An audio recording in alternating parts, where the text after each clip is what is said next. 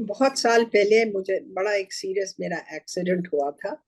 और वो accident was bad enough, but was worse was the surgery which was totally messed up here in Karachi.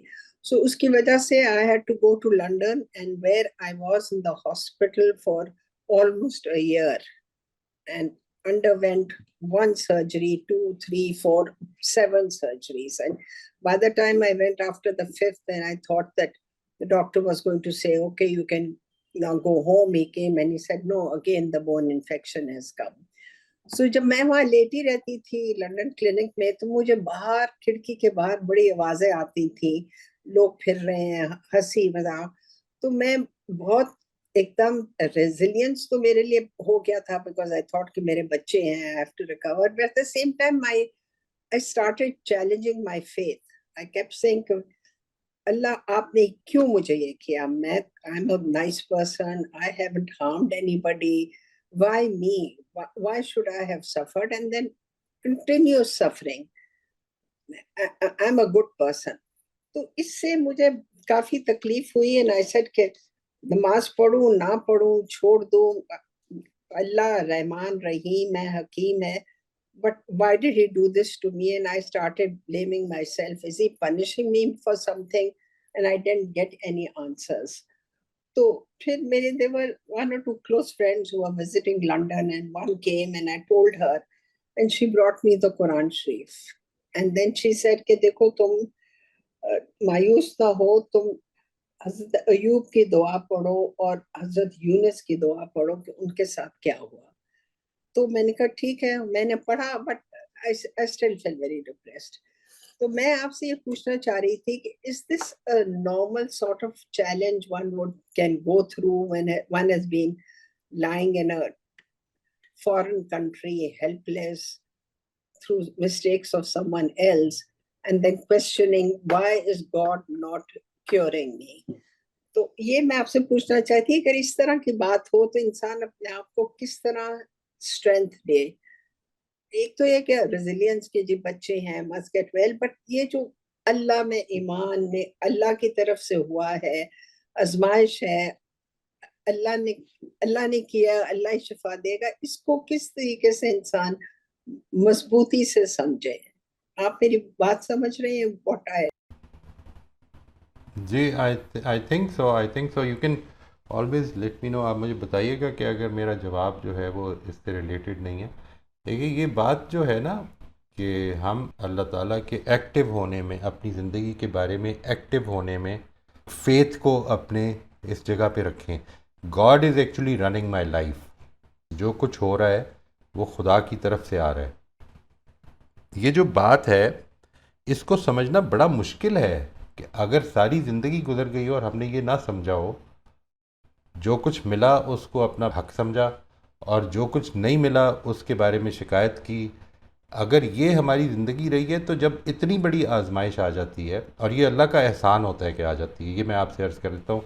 ये जिस वक्त हम फेथ के ऊपर जाएंगे तो उसमें हम बात करेंगे कि अगर हमारी ज़िंदगियों में अल्लाह ताला को हम एक्टिव नहीं कर सके due to whatever reason, maybe we were brought up in this way, maybe we never pondered about it, कि ये जो कुछ है, जो कुछ मेरे पास है, ये इस वक्त अगर ठीक सांस आ रही है, ये इस वक्त अगर मैं एक कंफर्टेबल जगह पे बैठा हूँ, कमरा मेरा कंफर्टेबल है, उसमें आबो हवा ठीक है, अगरचे बहुत सारे लोग झुग्गियों में बैठे हैं, धूप के डायरेक्टली धूप के अंदर बैठे हैं, और मैं इसके बारे में कुछ नहीं कर सकता उनके उनके लिए, कम से कम इतना कर सकता हूँ कि जो कुछ मेरे पास है, जो कुछ मुझे दिया हुआ है, वो अल्लाह ताला ने, it's not for something that I did for him.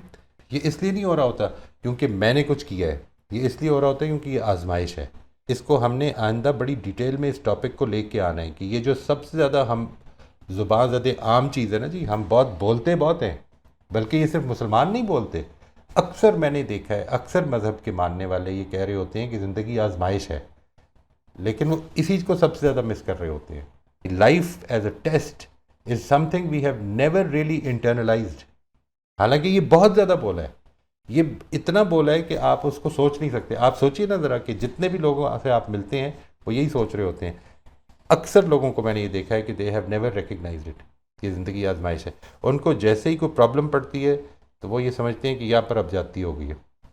Why did I deserve this, ये सवाल पैदा हो जाता है। ये सवाल उस वक्त नहीं पैदा होता अनफॉर्चुनेटली कि जिस वक्त अल्लाह ताला के एहसानात के साथ हम जी रहे होते हैं कि why did I deserve this, who allowed me, ये मेरे साथ क्यों हुआ। यानी गोलियां तो बहुत सारे लोगों को, मैं आपको बताऊं पाकिस्तान में तो कितने ही लोगों को गोलियां लगी हुई हैं, एंड दे हैव डाइड। सरों पे लगी हुई हैं, कंधों पे लगी हुई हैं, दिलों पे लगी हुई हैं।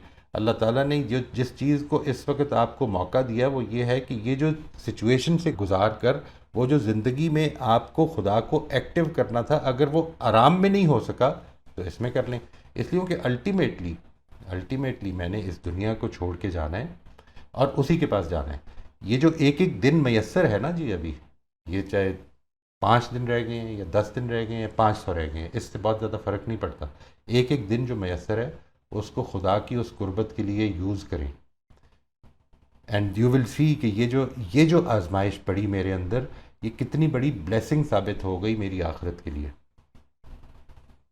अगर ज़िंदगी ही पर नज़र है, अगर ज़िंदगी ही देख रहे हैं आप, तो फिर it's a dire state, unfortunate. फिर तो आपके साथ सिर्फ कॉन्सोलेशन दी जा सकती हैं जी, कॉन्डोलेंसेज किए जा सकते। बहुत अफसोस है जी, बहुत अफसोस, क्या कर सकते हैं। इसलिए कि ये this was so bad, this was so bad.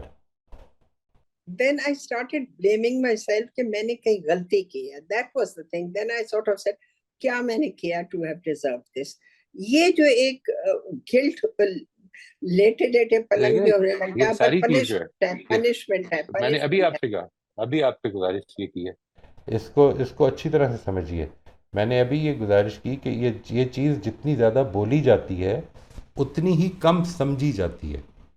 ये बात कि हम दुनिया, ये ज़िंदगी हमारी आजमाइश है, ये जितना हम बोलते हैं उतना ही कम समझते हैं। देखिए अभी आपने कहा कि पहले मैंने ये सोचा कि अल्लाह ताला ने मेरे साथ क्यों किया, फिर मैंने ये सोचना शुरू कर दिया कि ये यकीनन मेरे किसी किए का अमल अमल का कोई कोई सज़ा है। ये दोनों ही गलत हैं बात।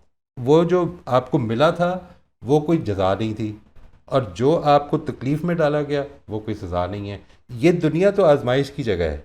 इसमें आपको एक हालत से दूसरी हालत में और तीसरी हालत में और चौथी हालत में डाला जाएगा, और basically you will earn your hereafter not on the basis of the situations that you face. ये ज़हन में रखिएगा, ये तकलीफ़ आपके लिए आसानी का बायस नहीं बनेगी। आपकी इस तकलीफ़ पर आपका रिस्पॉन्स आपके लिए आसानी का बायस बनेगा, जो आपने किया होगा। तकलीफ़ तो आपके कंट्रोल में ही नहीं है, तकलीफ़ कोई आपने चूज़ तो नहीं की।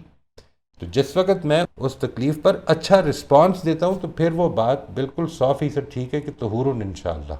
ये मेरे लिए जो गलतियाँ हुई होंगी, जो अल्लाह ताला की तरफ से जो हकूक़ मैंने तल्फ़ किए होंगे या किसी और को किए होंगे, तो अल्लाह ताला मुझे इसके ज़रिए से शायद पाक कर देगा।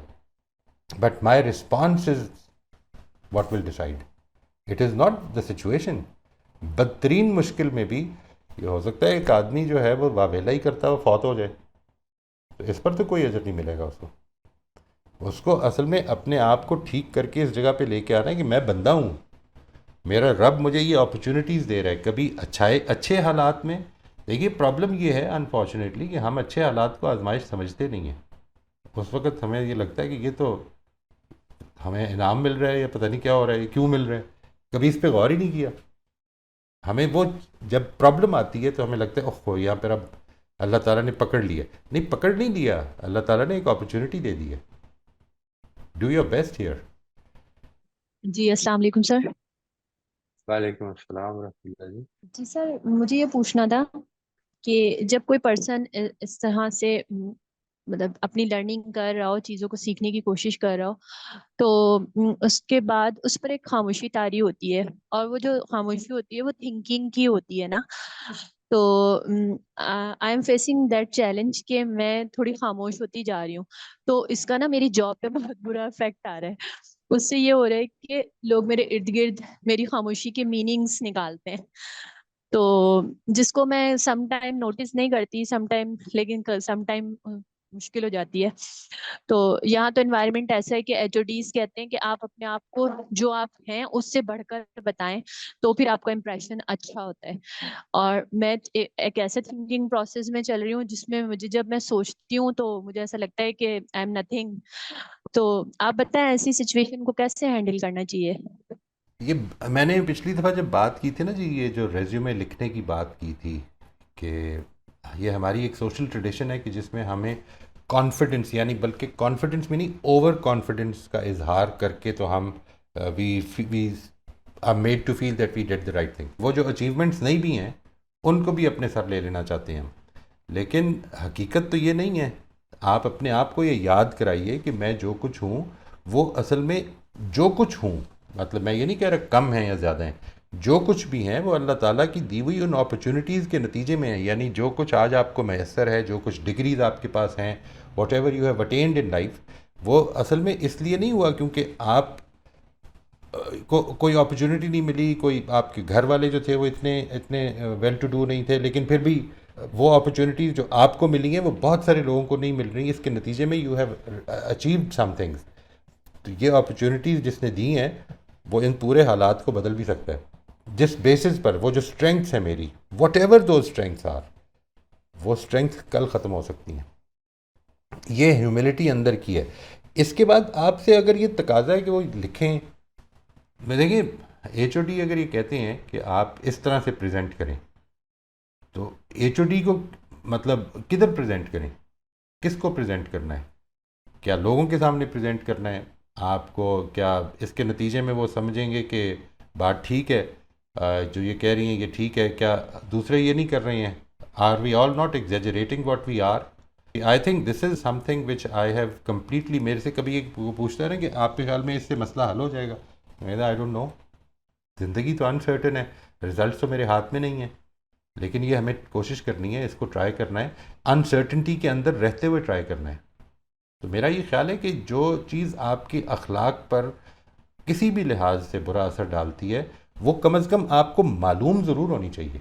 ये नहीं मैं कह रहा कि वो करें या ना करें, ये तो आपका फ़ैसला है, ये एक अलग चीज़ है। माइंडसेट आपका ठीक होना चाहिए कि if you are made to let से right that I did this and I achieve this, तो आपके दिल में तो ये ख्याल आए, वो जो मैंने लास्ट टाइम कही थी ना जी एक्सरसाइज, कि कम अज़ कम एक पैरेलल रेज्यूमे बनाएं अपने लिए जो आपकी नज़र के लिए हो, सिर्फ कि ये जो मेरी सारी अचीवमेंट्स मैंने इसमें लिखी हैं, इसमें कितना एक्सटर्नल सिचुएशंस का, एक्सटर्नल सर्कमस्टांसेस का रोल था, वो ना होते तो मैं ये कर ही नहीं सकती।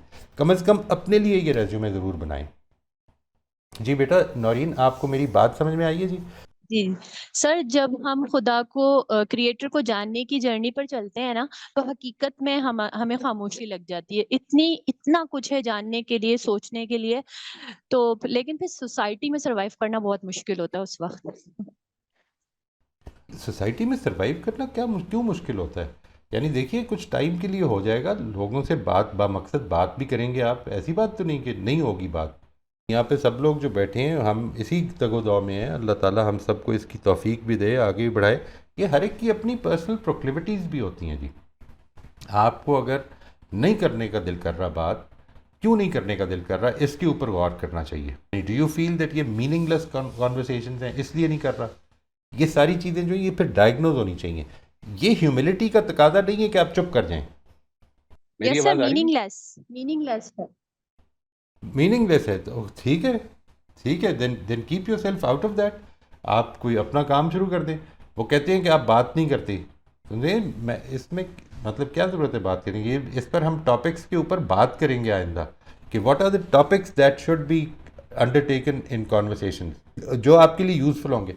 बाकी रह गई ये बात कि लोगों ने बातें करनी है, उनको जज ना करें, दैट विल नॉट बेनिफिट अस। वो जो कुछ कर रहे हैं हम उस जगह पे रहे हुए हैं, आई हैव बीन देयर, मैं वो बातें करता रहा हूँ। ये भी एक हम्बलनेस, एक ह्यूमिलिटी का तकाजा है कि मैं ये समझूं कि मैं आज जिधर पहुंचा हूँ वो सिर्फ अपने तौर पे नहीं पहुंचा हूँ, खुदा की तौफीक है तो पहुंचा हूँ। ये कोई इस तरह नहीं है कि मैं इसको डिज़र्व करता था, नहीं। आई विल कीप ट्राइंग और आई विल कीप होपिंग कि रब्बना ला तुज़िग़ क़ुलूबना बअद इज़ हदैतना। अगर उसने हिदायत दी है या अभी नहीं दी तो अल्लाह ताला दे दे, वो हिदायत भी दे दे। इसको लेके अपनी ज़िंदगी के एटीट्यूड को, मैं तो इसीलिए बार बार ये कह रहा हूँ कि it is the mind set, it is the mind set. आपके अंदर क्या चल रहा है? ये जो आज ही मैंने आपको 7 पॉइंट्स बताए हैं, ये बेसिकली इससे रिलेटेड है कि मैं ये क्यों कर रहा हूँ, इस पर गौर करें। हो सकता है कोई दूसरी रीज़न हो, it is not, maybe not lack of humility, तो वो फिर कोई गलत बात नहीं। ये कोई अमल गलत नहीं है सारे, लेकिन अगर ये हैं तो फिर इसका चांस है कि ये गलत जगह से उठ रही है, इस वजह से होशियार नहीं। जी जैन साहब, अब आप अपना सवाल कर लीजिएगा। जी अस्सलाम वालेकुम भाई साहब। जी आपकी प्रेजेंटेशन में मैं समझ तो गया हूँ पूरी बात। आ, जब हम प्रैक्टिकल लाइफ में आते हैं ना, तो या we are all together in this. हम भी कभी हम इस तरह के सिचुएशंस में अपने आप को शामिल कर देते हैं या किसी और से इंटरेक्शन में होता है। लेकिन अक्सर मैंने गौर किया है कि जो सिबलिंग्स होते हैं ना, हम लोग आपस में, ये एहसास बरतरी, यानी I think to start with, we try to become individuals, so we compete. एक फैमिली से होते हुए एक इंडिविजुअल आइडेंटिटी बनाने की कोशिश कर रहे हैं, लेकिन होते होते एक दौर ये भी आ जाता है कि ये इंडिविजुअलिटी से बढ़कर एहसास बरतरी और एक दूसरे से मुकाबला, ये जैसे आपने कहा कि कोई किसी तरह मुझसे नीचे रह जाए ताकि मेरा ग्राफ ऊपर रह जाए। तो इसमें इसमें अक्सर जो सिबलिंग्स में हम में कॉन्वर्जेशंस होते हैं ना, वो कॉन्वर्जेशंस बढ़कर सेल्फ ब्रैगिंग में आ जाते हैं कि मेरे बच्चे ऐसे हैं, मेरे उस बच्चे ने ये अचीव किया, मेरी इस बच्ची ने ये अचीव किया है ना। उसमें एग्जैजरेशन होता है, इसमें कोई डाउट की बात नहीं है। मैं अपने आप को अलग करके बात नहीं कर रहा हूं मैं। तो मेरा आपसे सवाल एक ये है कि solution, if I'm sitting with a couple of siblings, say, for example, आपस में बैठे बात करें। अब if one of us gets carried away and repeatedly brags about my children or what I have achieved, or तो इस situation से कैसे डील किया जाए, कैसे बचा जाए? देखिए, मेरे ख्याल में हमको जो चीज़ करने की ज़रूरत है इस तरह के सिचुएशन में, वो जो विशेस साइकिल क्रिएट हो गई है, अगर आप उसको विशेस साइकिल समझते हैं तो फिर उससे अपने आप को निकाल लें। विशेस साइकिल जो है उसमें मेरा जो उसको पुश है ना, वो ना मिले। Let me be not a part of this conversation, get out of it. I don't think this is in any way a meaningful conversation. और ये तो बहन भाइयों का मामला है। वो क्या आप ये कहेंगे जी, जो कुछ भी है अल्लाह ताला ने मुझे, मेरे बच्चों को जो कुछ भी बनाया है उसका फजल है, और कल को जिधर अल्लाह ताला ने पहुंचाना है उधर ही वो पहुंचेंगे। मेरी प्लानिंग धरी की धरी रह जानी है कि जिस वक्त खुदा के फैसले आने हैं। ये एहसास अगर आपके अंदर है तो फिर इसको बोल भी दीजिए।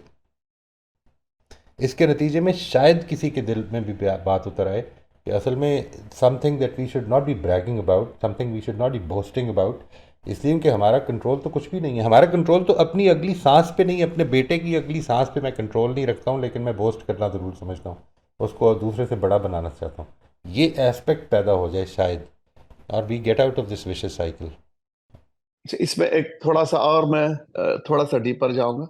अब मिसाल के तौर पे 6-8 सिबलिंग्स है, तो प्रॉब्लम यहाँ भी होती है ना मोहित साहब, की जब कोई सबसे छोटा होता है तो वो कल्चरली, इंडिया पाकिस्तान का जो कल्चर है, वो बड़ों को कुछ राइट्स मिले हुए होते हैं रिगार्डलेस।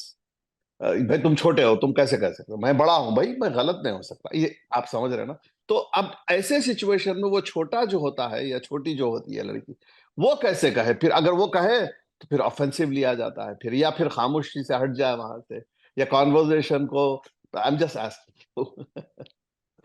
मैं ये समझता हूँ जी कि इसमें आपको किसी को भी गलत कहने की ज़रूरत नहीं है। अगर ये वाला कल्चर भी है तब भी आप ये कहेंगे जी आप जो बात फरमा रही हैं मैं सर आँखों पे, लेकिन ये मेरी वैल्यूज़ नहीं है। अब मैं इस चीज़ में मुकाबला नहीं करना चाहता हूँ, मैं इस चीज़ में मुकाबला करना चाह रहा हूँ कि हम आखिरत में कौन लोग कितने कामयाब होते हैं, इसकी कोशिश है। मेरी तवज्जो उस तरफ को है। मैं इस दुनिया के मुकाबले में तो हो सकता है कि मैं मिडवे ये मुकाबला जो है, क्योंकि रेस तो चल रही है ना जी, जो दुनिया की रेस है उसने तो मेरे बाद भी चलते रहना है। मैंने कहीं मिडवे ख़त्म हो जाना है। ऐसा नहीं कि हर रेस को मैंने पूरा करके ख़त्म होना है। This is not going to happen. अगर ये बात समझ में आ गई है तो फिर जो कुरान मजीद की बात है उसको भी दिल में उतारने की कोशिश करें कि दौड़ लगाने की का मैदान क्या है, और जबकि कंट्रोल में भी नहीं है कुछ। देखिए क्या कितना फ़र्क है। दुनिया में मेहनत करो, रिजल्ट्स कंट्रोल में नहीं है। उधर मेहनत करो, मेहनत का अजर पाओगे। इन नसायकुम काना मशहूरा, वो जो है ना कि तुम्हारी कोशिश रंग लाई है, ये कोशिश वहाँ पे रंग लाएगी। इस दुनिया में मैंने जो अर्ज़ किया, ये भी वन ऑफ दोज एलिमेंट्स है कि जिधर हम इसकी आजमाइश होने को फरामोश कर देते हैं कि मेहनत बड़ी की है, नतीजा ही नहीं निकल रहा, नहीं निकलना यहाँ पे नतीजा। और कई दफ़ा मेहनत के बगैर निकल आएगा और कभी नहीं निकलेगा, जो मर्ज़ी कर लें आप। अब इस पर लड़ना है तो लड़ लें, लेकिन किससे लड़ेंगे? This is something we have to decide. आप बस सिंपली ये कहिए कि जी मैं इस गुफ्तगू में इसलिए नहीं पढ़ना चाहता हूँ क्योंकि मुझे इसके नतीजे में ऐसा लगता है कि जो अल्लाह ताला को मेरी तरफ से तवाज़ो, आजिज़ी, ह्यूमिलिटी, हम्बलनेस पसंद है, दिस इज़ अगेंस्ट दैट। मैं ना तो ये समझता हूँ कि मेरे बच्चों ने जो कुछ किया है वो मेरी कोई उसमें उसमें कोई कारस्तानी है, इट्स नॉट माई अचीवमेंट। ये तो अल्लाह ताला की तरफ से जो हालात मैसर आए उसमें कर दिया। और कितनी ही जगह चांस का एलिमेंट मौजूद रहा। हर रोज़ जब हम घर से निकलते हैं बाहर, वापस आने में चांस का एलिमेंट मौजूद है। ये अल्लाह ताला ने आज तक दिया रखा, इसके नतीजे में इधर तक पहुँचे हैं, पता नहीं किधर तक और पहुँचना है उन्होंने। इसको मानते हैं? अगर मानते हैं तो कह दें। ये है जो मैं कह रहा हूँ। जी मैं समझ गया। मैं बस थोड़ी सी कुछ सेकंड में मैं थोड़ा अप्रोच ये भी लिया, मैं आपसे शेयर करता हूँ कि मैं ये कहता हूँ कि भाई मैं अब यानी कोशिश कर रहा हूँ कि मैं अपने आप की बात करूँ, मैं एंड वाकई में अपने आप की बात कर रहा हूँ कि मैं कोशिश करते कहता हूँ कि देखो ना, मुझे जो सबसे ज्यादा चैलेंजेस है मेरी लाइफ में, वो किसी और से डील करने में नहीं है, किसी और के बच्चों से, मुझे अपने ही बच्चों से सबसे ज्यादा चैलेंज है। मुझे यही प्रॉब्लम्स इतने हैं कि थका दे रहे हैं मुझे, लेकिन मैं भाग नहीं रहा हूं इससे, लेकिन मैं इससे जूझ रहा हूं। So why don't we just बिल्कुल deal with our own instead of imposing on others? Right right. अब मैं कह सकता हूँ कि किसी भी सिबलिंग्स के बच्चों ने मुझे कभी भी इतना कुछ भी नहीं किया। मेरे ही बच्चों से मुझे चैलेंज होती है, मुझे उन्हीं की ग्रोथ सही बात। उन्हीं से फेस कर, वो मुझे जिस तरह जवाब देते हैं वो दूसरे नहीं दे सकते हैं मुझे, उसी से मुझे डील करना राइट। है। लेकिन मैं उनकी तारीफ दूसरों के बिल्कुल सामने क्यों करूं फिर? थैंक यू वेरी मच मोहित साहब। जी सर, ये जो आपने लास्ट में कंपैरेटिव थिंकिंग का जो है सर आपने मेंशन किया है, सर इसको मुझे थोड़ा जरा एक्सप्लेन कर दें। मुझे इसकी मतलब ह्यूमैनिटी के साथ समझ में नहीं आया कि क्या रिलेशनशिप है, कैसे है। देखिए, जिस वक्त आप किसी के साथ कंपेयर कर रहे होते हैं ना अपने आप को, तो बेसिकली हम दो चीज़ों को मिसाल के तौर पर थोड़ी देर के लिए इमेजिन करें कि can you compare a banana with an apple? मुश्किल हो जाएगा ना। आप उसको उसकी इंग्रेडिएंट्स, उसकी विटामिन्स कितनी हैं, ये सब चीज़ें तो कंपेयर कर सकती हैं, लेकिन इज़ दिस बेटर और इज़ दिस बेटर, ये तो टेस्ट पे डिपेंड करता है। बिल्कुल इसी तरह से इंसान जो है वो यूनिक है। कंपैरिजन्स जब हम करते हैं तो हम असल में इंसान को इंसानियत से गिरा कर, तो असल में what we are trying to do is to bring it to the level of a commodity. दो चीज़ें बना रहे हैं। इंसान की यूनिकनेस है, अल्लाह ताला ने अगर आपको किसी चीज़ में बेहतर बनाया है तो वो अल्लाह ताला ने बनाया है, इसमें आपका कोई कमाल नहीं। If I have some strength तो वो खुदा की दी हुई स्ट्रेंथ है, इसमें मेरा कोई, मैंने तो उसमें पॉलिश किया है अगर ज़्यादा से ज़्यादा। और पॉलिश भी कैसे किया है? मुझे ज़िंदगी ने अपॉर्चुनिटीज़ दी हैं उसको पॉलिश करने के लिए। मैंने जिस तरह अर्ज़ किया था कि बहुत सारे असातिज़ा मिले ज़िंदगी में, बहुत मिले, आपको भी मिले होंगे, लेकिन कुछ टीचर्स ऐसे हैं कि जिन्होंने ज़िंदगी की डायरेक्शन को पे अफेक्ट किया। आज आज जो कुछ हूँ, मेरा ख्याल है कि उसमें उन लोगों की सपोर्ट बहुत ज़्यादा शामिल रही है मेरे लिए। जब मैं ये समझ लेता हूँ तो आपको भी असल में इसी तरह से आपने अचीव किया। जिस चीज़ में मैं बेहतर हूँ उसको अल्लाह का एहसान जानूँ, जिस चीज़ में मैं कमतर हूँ उसमें अल्लाह ताला का उसको कहूँ कि वो एहसान जाने, बजाय इसके कि उससे अपने आप को मुकाबला करके अपने आप को कमी का एहसास दिलाऊँ और फिर उसके बाद उसमें कुड़ना शुरू कर दूँ। ये जो कंपैरेटिव लाइफ है ना जी, ये हमारी तरबियत है। We live in a comparative life. Sir मुझे लगता है कि मैं ये अक्सर जैसे करती हूँ, क्योंकि ऑब्वियसली राइट। सर मैं एक जर्नी करते हुए यहाँ तक पहुंची हूँ। तो अब ये है राइट। कि कुछ चीजें जैसे हाईलाइट हुई हैं तो समझ में आया कि ओ ये तो बड़ी गलत चीजें थी, इनको अपनाया हुआ था और इसको अब ठीक करना है। अब वो ये है कि उस पे खुद ने तो काम थोड़ा सा किया, लेकिन अब जब आप उसी फ्रेंड सर्कल में मूव कर रहे हैं और वही बातें आपको दूसरा जब आपके सामने उसी तरह से प्रेजेंट अप कर रहा है, अब वो कर रहा है, तो फिर अब आपको समझ में नहीं आता कि अच्छा ये गलत था, तो अब इसको कैसे फिर मेंशन किया जाए कि ये चीज गलत थी, इसको इसको ठीक करना है। कई तो दफा बड़ा आप मुश्किल कहते हो हैं जाता कि है जी। नहीं, आप कहते हैं कि नहीं, अपना अपना तो हमने मतलब एक चीज हाईलाइट होगी, उस पे काम भी शुरू हो गया थोड़ा, उस पे कॉन्शियस भी हो गए। लेकिन अगर आप किसी के साथ बहुत ज्यादा सिंसियर हैं, तो फिर आप उसको कैसे हाईलाइट करें, यानी उसको। नहीं, अभी आप उसको फोकस में ना लाएं।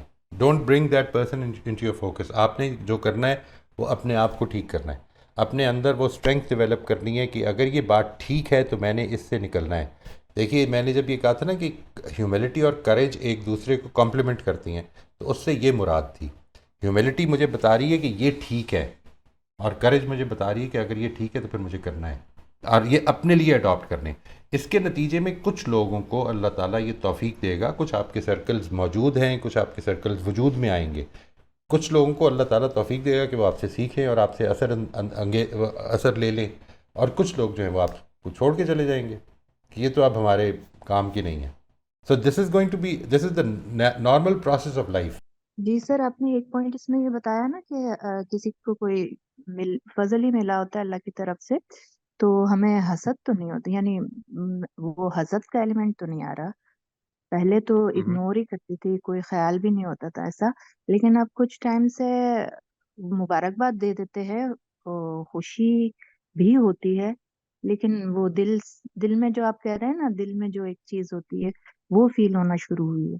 और सर ये भी नोट राइट। किया है कि किसी मतलब अगर 2-3% सेम है, तो सबके साथ ये नहीं है, कोई एक ऐसा है जिसके साथ ऐसा ऐसा फील होता है। जो चीज़ मैंने अर्ज़ की ना जी, वो ये है कि ये इंडिकेटर्स हैं, और इसी वजह से मैं दूसरे के बारे में नहीं ये जज कर सकता। आपको ये महसूस हो रहा है कि आप किसी की कामयाबी पर बहुत ज़्यादा खुश नहीं हो रहे, तो इसको थोड़ी देर के लिए डिटर्मिन करें कि क्यों नहीं हो रहे। दिल में ग्रज है कोई, क्या कोई प्रॉब्लम है, क्या माफ़ नहीं कर पा रहे आप उसको, क्या आप ये समझते हैं कि उसको अपनी अपनी हैसियत से ज़्यादा मिल गया है, जितना मिलना चाहिए था उतना मिल गया है। ये सारे ही क्वेश्चंस जो हैं ये असल में या तो लैक ऑफ ह्यूमिलिटी की तरफ लेके जा रही हैं, और या फिर और कोई प्रॉब्लम है। आपको क्या करना है, और ये सिर्फ आप ही कर सकती हैं। इट इज़ नॉट समथिंग कि जिसमें कोई देखने वाला आपको, अगर if you are not happy तो कोई भी दूसरा मैं अज्यूम कर लूँगा कि क्या वजह है, लेकिन आप मुझे ठीक ठीक बता सकते हैं। आप अपने आप को ठीक ठीक ऑनेस्टी के साथ बता सकते हैं कि ये है प्रॉब्लम, और जब वो प्रॉब्लम आइडेंटिफाई हो जाएगी उस वक्त रिजॉल्व भी हो जाएगी। तो ये आइडेंटिफाई कैसे करूं, यानी ये यानी अभी रिसेंटली कुछ हो रहा है, पहले नहीं था। और सबके साथ भी नहीं हो रहा, कोई एक आध पर्सन ऐसा है जिसके साथ हो रहा है। और कोशिश भी कर रही हूँ, राइट। मैं दुआ भी कर रही हूँ, लेकिन मुझे समझ नहीं आ रही कि वो एक दिल में खलिश सी क्यों रह रही है, वो साफ क्यों नहीं हो रही। इसको आइडेंटिफाई कर लें। ये आइडेंटिफाई तो रिफ्लेक्शन से ही होगा। आप ये देखिए कि क्या मुश्किल क्या है मेरी, मैं क्यों नहीं ये एक्सेप्ट कर पा रही कि इस वक्त अल्लाह ताला उसको इस आजमाइश में डालना चाहते हैं। It is not a matter of मुझे कंपैरिजन विद मी। इंडिपेंडेंटली खुदा उसको अगर कुछ दे रहा है तो इस वक्त ना तो वो किसी चीज़ का फल है ना अजर है, वो तो एक आजमाइश है। इस वक्त अल्लाह ताला का फ़ैसला है कि उसको इस आजमाइश में डालें, और मैं इस पर राज़ी क्यों नहीं हो रहा। इस पर सोचिए, इस पर सोच के अगर पसंद करें you can send me a message, मुझे अपने अगर पर्सनली बताना चाहें तो वो बता दें। अगर आप नेक्स्ट टाइम ग्रुप में शेयर करना चाहें तो ग्रुप में कर लें। इंशाल्लाह we will determine the reason. अगर आप इसके लिए तैयार हैं रिफ्लेक्शन के लिए, तो ये रिफ्लेक्शन आप ही का है। रिफ्लेक्शन तो असल में आप ही ने करना है कि क्या वजह है। इसी वजह से मैं ये बार बार कह रहा हूँ कि ये सारे के सारे अपेरेंट बिहेवियर्स हैं। दूसरे के बिहेवियर को अगर मैंने जज कर लिया तो उसके नतीजे में गलती खा जाऊंगा, लेकिन अपने को मैं देख सकता हूँ कि ये क्यों हो रहा है मेरे साथ। ये बड़ी अच्छी मिसाल दी है आपने। इसके बारे में थोड़ा सा अगर आप कुरेदेंगी अपने अंदर और रिफ्लेक्ट करेंगी तो you will get to the right reason, और फिर उस रीज़न को हम देख लेंगे इंशाल्लाह। जी अस्सलाम वालेकुम सर।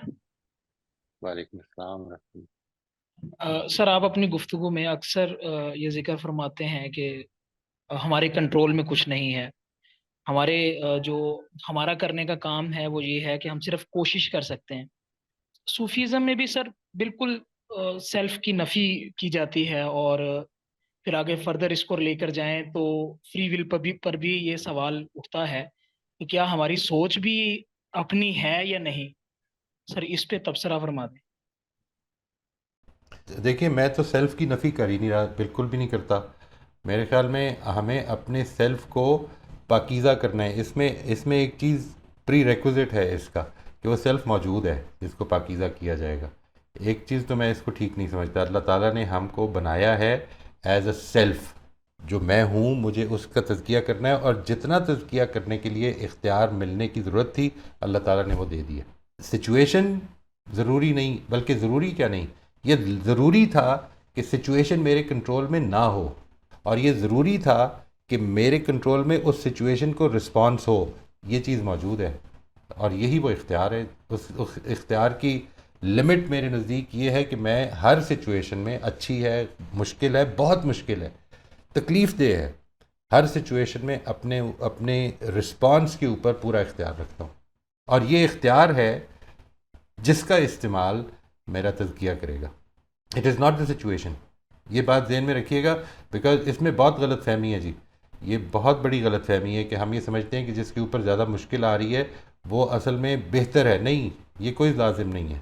असल में उसका रिस्पॉन्स उसको बेहतर बनाएगा। जी सर, ये आपकी बात वाज़ेह हो गई, लेकिन मेरा पॉइंट ये था कि हमारा दिमाग काम करता है। क्या हम ये कंफर्म कह सकते हैं कि जो अगली, जो नेक्स्ट थॉट है मेरी, वो उस पे मेरा इख्तियार है, वो क्या होगी? नहीं है, थॉट्स जनरेट भी कर सकती हैं, लेकिन हमारे पास ये टूल्स मौजूद हैं कि जिसके साथ हम अपनी थॉट कंट्रोल के ऊपर कुछ ना कुछ काबू पा सकते हैं। उस थॉट कंट्रोल के टूल्स को प्रैक्टिस करना ये भी आपका इख्तियार ही है। आपने डिसाइड करना है कि प्रैक्टिस की जाए या ना की जाए। इस लिहाज से अगर देखा जाए तो असल में तो हमारे पास रिस्पॉन्ड करने का, अच्छा रिस्पॉन्ड करने के भी कुछ दायरे हैं। What do I want to do, what will I do, क्या मुझे वो करने दिया जाएगा। मिसाल के तौर पर ये बात कि मैंने रिस्पॉन्स ये करना था कि मैंने एक सच्ची गवाही दे देनी थी जाके, लेकिन वो जो मेरे दुश्मन थे या जिनके ख़िलाफ़ देनी थी उन्होंने मुझे रास्ते में गोली मार दी। तो यहाँ पर तो लग रहा है कि इख्तियार वो भी नहीं है। नहीं, मेरा इख्तियार जितना था वो मैंने यूज़ कर लिया।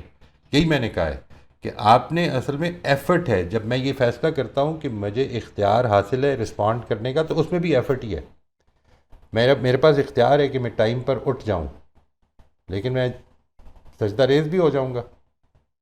पता नहीं इतनी सांसें इजाज़त देंगी या नहीं देंगी, कुछ नहीं पता। जब तक है ये इस इख्तियार को यूज़ कर सकता हूँ, बस इतनी बात है। This is it. और इसके लिए ये जो जन्नत का रास्ता है, इसके लिए ये काफ़ी है, ये किफ़ायत करता है। ये है जो जो बेसिक पैगाम है। इसमें सेल्फ़ की नफ़ी बिल्कुल नहीं है। जो चीज़ आप देखिए, अगर मैं ये आपसे कहूँ कि आपका काम ये है कि आप मेहनत कीजिए, एग्ज़ामिनर का काम ये है कि उसने आपको इम्तिहान में नंबर देने हैं, इसमें क्या गलती है? इसमें सेल्फ़ की नफ़ी तो नहीं है। मैं तो ये कह रहा हूँ कि आपका काम है कि आपने मेहनत करनी है।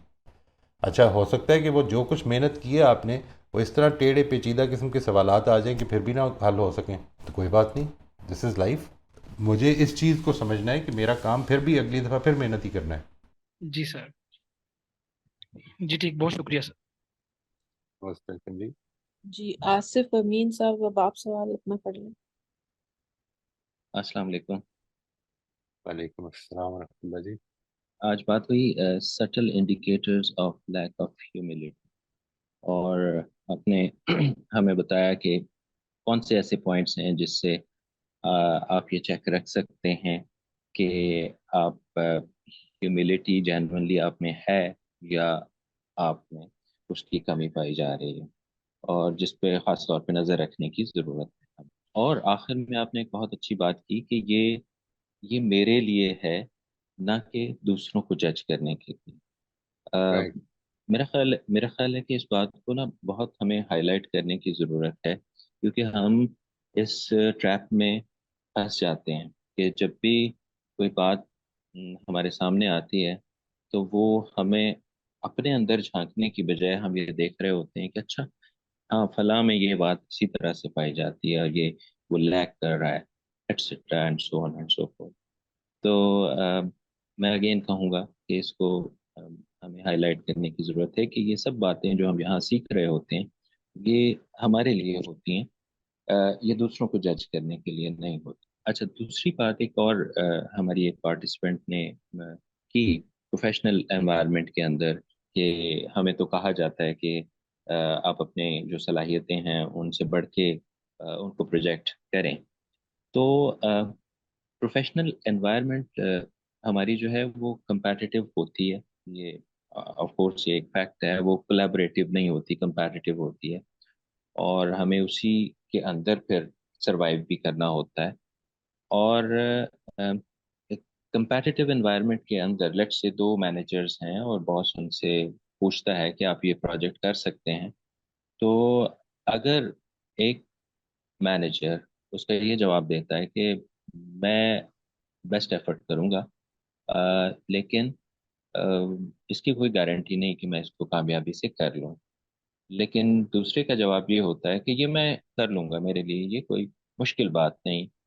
अच्छा, एक्चुअली हो सकता है कि जो दूसरे वाला है वो उतनी एफर्ट भी नहीं कर रहा, लेकिन उसने अपने आप को प्रोजेक्ट ऐसे किया कि वो प्रोजेक्ट विन कर लिया और बॉस की नज़र में समहाउ एक ज़्यादा कॉन्फिडेंस शो किया और कामयाबी हासिल करने की कोशिश की।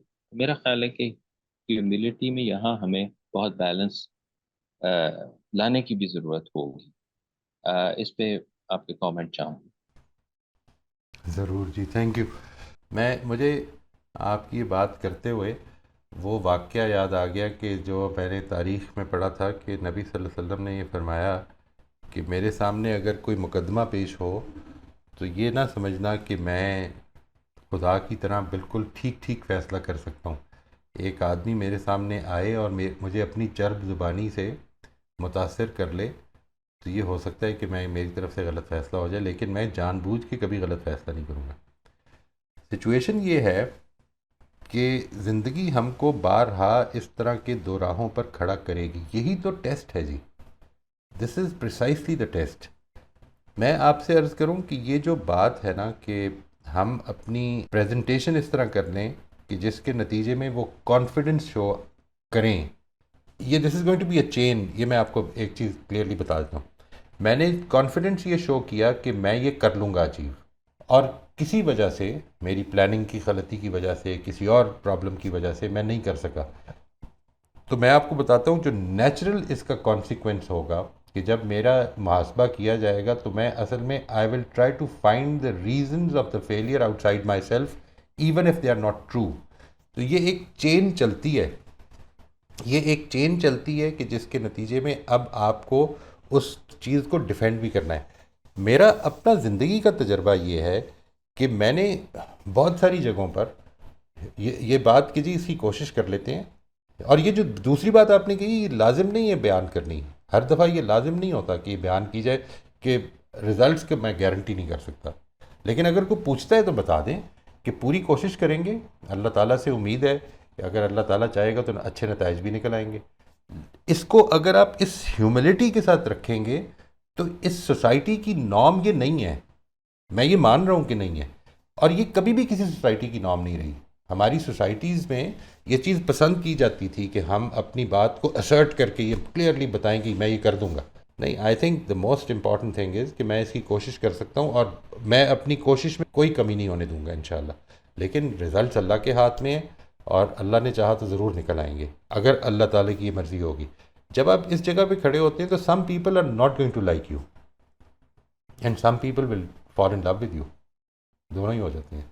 It might be that, you know, for the last 10 days, last 2 years, I have not been meeting people who like this presentation of humility, but I can assure you that there are many people who would like it, who would love it, कि जो कहेंगे कि ये ठीक है।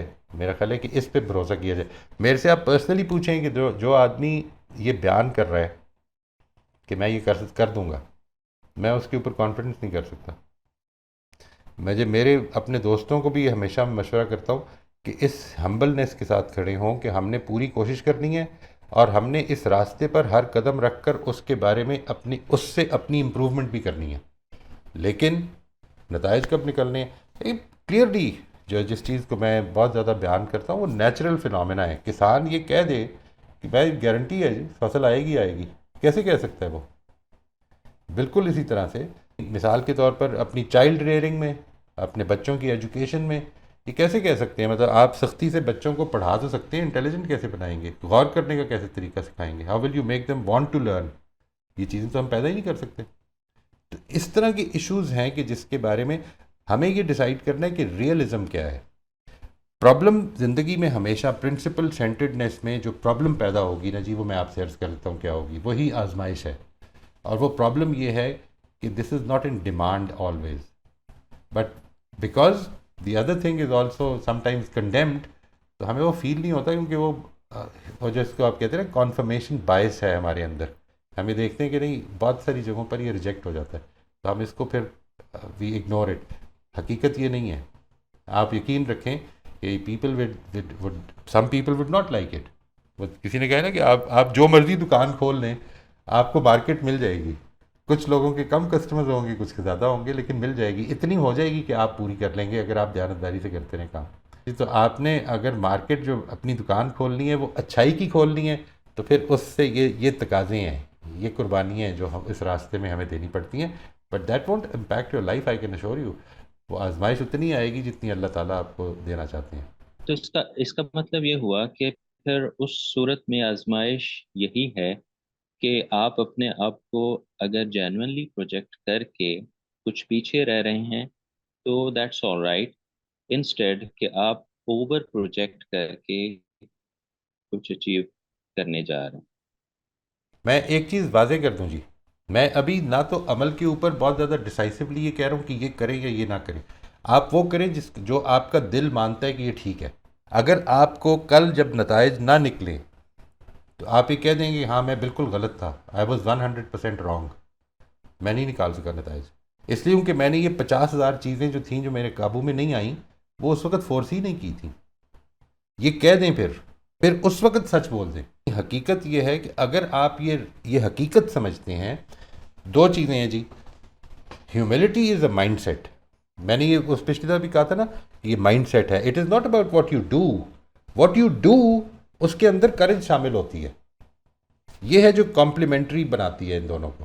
Humility ये बताती है कि सच्चाई क्या है, ठीक क्या है, रियलिज्म क्या है, कितना कंट्रोल मेरा है, कितना कंट्रोल मेरे से अनकंट्रोलेबल वेरिएबल्स का है, जिसको आप जो मर्ज़ी कहें, मतलब अल्लाह ताला का कंट्रोल कितना है, और इसको एक्नॉलेज कर लूँ मैं। अब ये जो एक्नॉलेज कर लूँ है, ये असल में सिर्फ ह्यूमिलिटी नहीं है, इसके अंदर बहुत ज़्यादा एलिमेंट करेज का है।